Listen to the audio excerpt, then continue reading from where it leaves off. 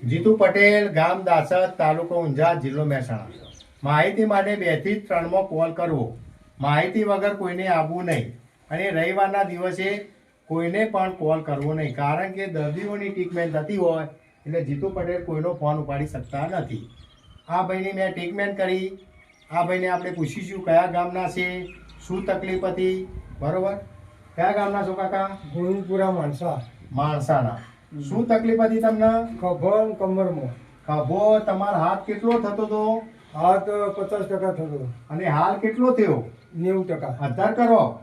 બરોબર. હાલ આટલો થયો. કાકાને લગભગ આટલો હાથ થતો હતો, બરોબર? અને હાલ એમને લગભગ 90% જેવું અધાર થઈ ગયો. હાથ ફેર કરો. બરોબર. અને કમરની પાછળ નસ દબાતી હતી.